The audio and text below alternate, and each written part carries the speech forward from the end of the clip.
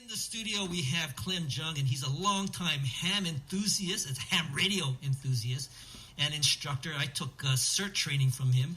And, of course, he's here to tell us about the ARRL Simulated Emergency Test. Welcome to the show, Clem. Thank you, Burt. Thank you for inviting me. Now, I got really all excited about, the training that you had helped put together, which was the CERT training, Certified Emergency Response Team. Community Emergency Response Team. And that was exciting stuff. And, that's when I first got my ham radio license.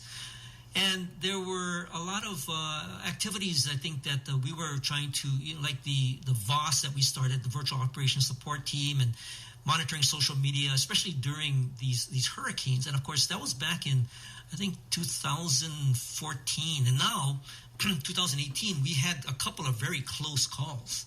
In fact, I have to admit, I dusted off my ham radio license and was listening to the nightly roundtables and kind of preparing for whatever lane brought its way.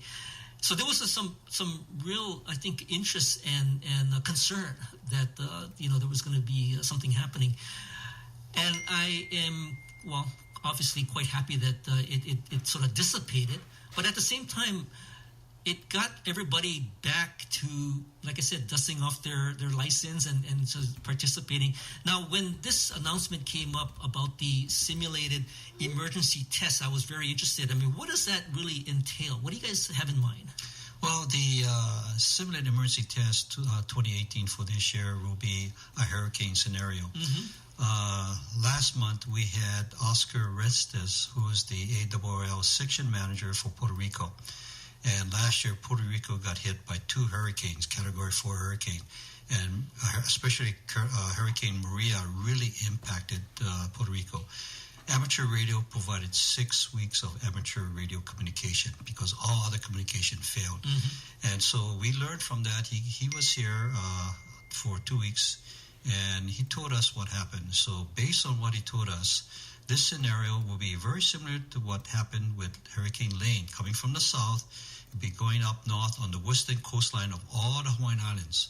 As a result of that, for this exercise, hurricane exercise purpose, no landline phone, no internet, no cell phones, no water, no banking. Everything has failed. And that's what happened in Puerto Rico. Mm-hmm. And so we're using the same scenario, a worst-case scenario, because you plan for the worst, hope for the best. And that's the scenario that we're going to ask all amateur radio, whether you are ARRL, Amateur Radio Emergency Service member, or with state races, DM races, HealthCom, SkyOne, any amateur radio is invited to participate, to come up on simplex, radio to radio. That's what was used in Puerto Rico because the repeaters were initially destroyed. They were not operational for one reason or another. And so we're asking for that. Plus, we're going to be using HF because that's what they use also in Puerto Rico. And we're going to go into digital mode, whether we're going to be using FL Digi or also we encourage WinLink because that was used in Puerto Rico to send email through radio frequency, RF, and not internet. However, the WinLink you can send through, if there's internet capability, you can send it by internet, you can send it by 2-meter packet, you can send it by HF, by Winmore, PACTOR, RDOP. There's different modes of where we can send regular, it's like email messages with attachments. As a simulated test, are there going to be facilitators, or is it going to be just everybody go on to the frequencies? And which frequencies will you be most likely monitoring? We'll be on Oahu, most likely on VHF 146.580. And so if somebody were to go to that frequency and they were listening in, what would they typically hear during this test period? Well, they're going to have where hams are permitted. We're asking hams, first of all, to call in a situation report, where they are, their call sign, their name, their location, and what kind of radio equipment they have, and whether they're on battery power, generator power, or using solar panels. And is there somebody that's going to be kind of a coordinating team? Yeah, what we're going to be doing is we're going to have district emergency coordinators working their districts, and they'll be using their simplex frequency.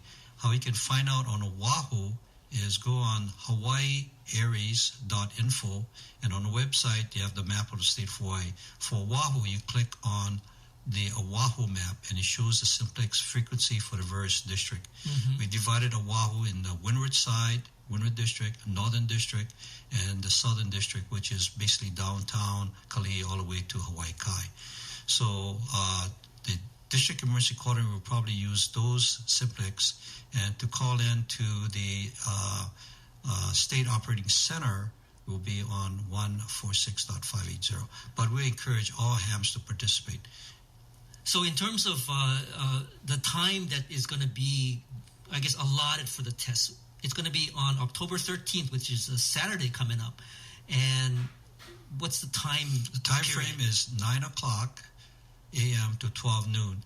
We're saying that all clear is given, so at 9 o'clock we start the call-in, people to call in to start giving their information to their various district emergency coordinators. Okay, sounds good. So I will put up the link to where people can find out more information, but this is going to take place Saturday, October 13th from 9 to 12, and primarily on the frequencies that you just mentioned. So thank you, Clem, for joining us today. And thank you, Burt, for inviting us.